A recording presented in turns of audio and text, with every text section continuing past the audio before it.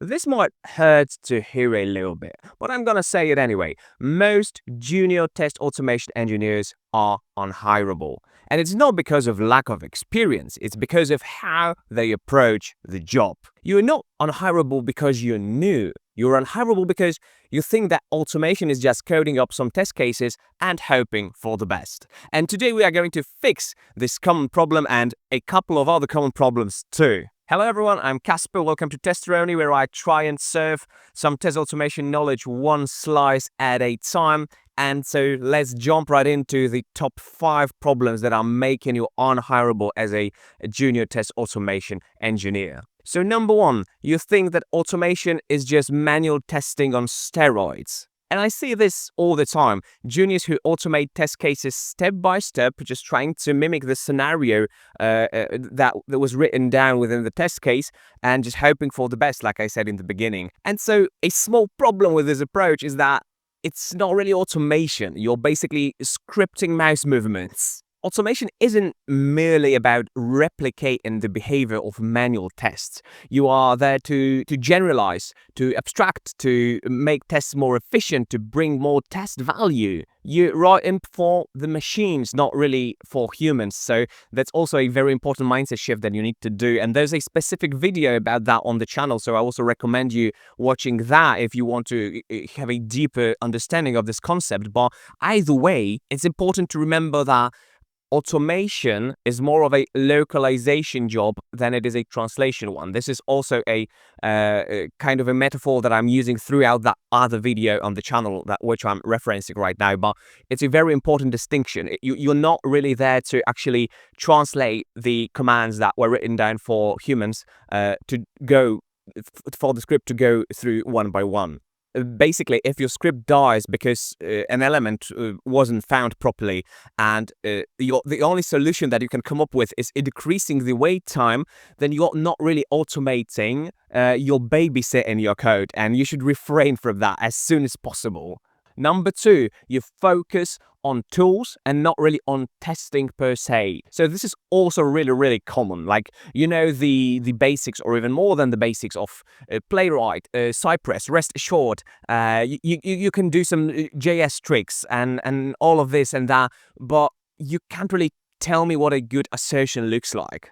Basically, you've memorized the syntax, but do you understand test value? You're not hired to impress with framework knowledge. You're basically hired to understand and find regressions, edge cases, to understand risk and utilize that knowledge in order to translate it into a functioning system that is the automation that lies within the project. And all of that has little to do with the syntax knowledge that you're bringing to the table, and it has everything to do with whether you can understand the moving parts of a bigger system. Can you zoom out and focus on the system as a whole, not really being granular with small tidbits of information here and there? You're a detective, not a mercenary. And what I mean by that is that you're a detective trying to understand the case and to really narrow down and see the problem, both on the higher level and the lower level. Not really a mercenary that is just given instructions, that is going into the battlefield to actually just carry it out without too much thinking about all the things around that. Without testing skills, your code is just some flashy noise, because a bad test written in a good tool is still a bad test. The reason you're unhirable, number 3, is that you can code, but you can't really debug your code. Basically, you follow the tutorial, the test ran, it's all cool and dandy, and suddenly something breaks and you have no idea what to do. You should ask yourself some questions like, can you pinpoint or perhaps suspect a good candidate for a flaky test? Can you isolate the issue if something starts to go astray? And can you read stack traces?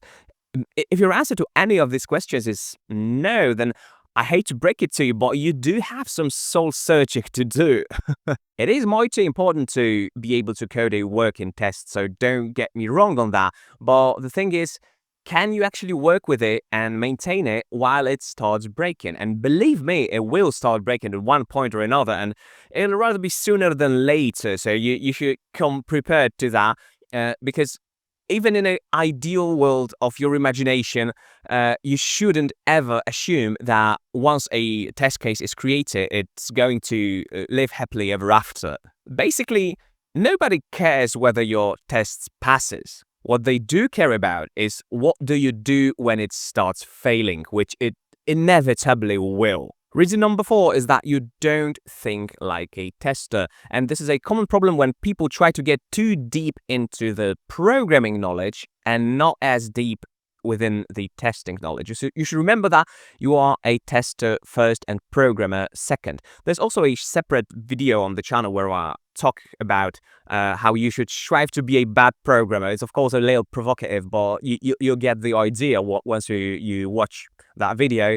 But either way, you should strive to remember that first of all, you're a tester, and then second place, programmer. So even though programming knowledge is very important when being a test automation engineer because it is going to be your main tool of use, basically.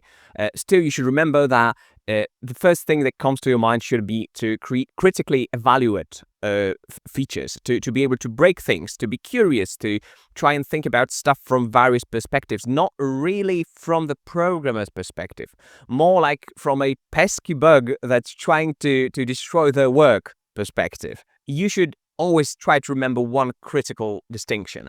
A developer automates behavior of the application, while a tester, a test automation engineer, automates the validation, the coverage, the edge cases, and all the weirdness and uncertainty that is floating around all of that, that all the other things are neatly wrapped in and which you need to battle with. Just because you're using a programming language doesn't mean you should think like a developer first. You are a tester first, and you should focus on that, because if you don't understand what you're testing, why, and why you're using programming in this way rather than another way, then I'm sorry, but all your code is basically just a theater.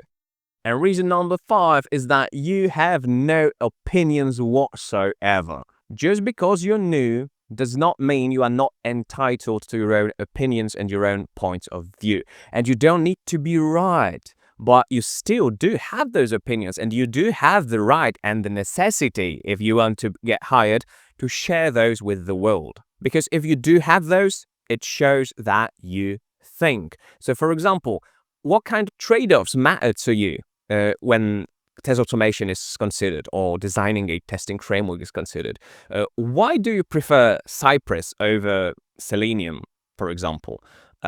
What do you think, what is your take on test flakiness, on reporting, on scalability? What kind of tools would you use, and what would be your first steps if you were to create a new test framework for a given client or a given project?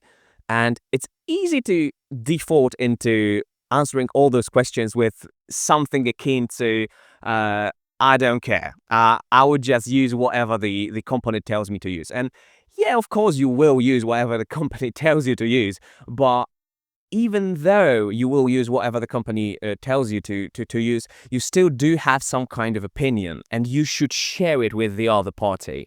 The things I mentioned are all very typical questions that you're going to stumble upon when going through the interview process. And you shouldn't discount them as some kind of fluff that you can just run away from with the answers of I don't care, I will use whatever the company uses. Because still, even if you dodge a question that way, it does not present you as someone who owns their craft. And so you are actually losing a huge opportunity of presenting yourself that way. Of course, it's normal to not have some hardcore opinions when you're starting out. I'm not vouching for trying to artificially create some weird ideas and then trying to push them as the holy truth throughout your interview process. Not at all. But still, you have some opinions, you have some point of view, you have some things that you have stumbled upon while you were working, you have some opinions that you have actually devised throughout the process of your learning. So you should not ever hide those from the world, because this is not a good, bad kind of question. It's not like if you answer that you prefer one tool over the other, then they are going to think that you answered wrong. It's not really that kind of question. It's an open-ended, open discussion question, and you should utilize that. Being flexible, i.e. Using whatever the company is using, is one thing, but it's not mutually exclusive with just expressing your opinion, which you have created based on the experiences you've had so far. Even if you feel that your opinions are wrong, quote unquote, it still shows that you are an actual professional, even if just in the making, rather than just being a clicking robot. Basically, you should remember that having an opinion makes you useful, while having no opinion makes you forgettable. So to recap all of that, I want you to remember you are not unhirable because you're new. You're unhirable because you are not acting like someone who owns the craft. Don't just blindly chase and learn new frameworks.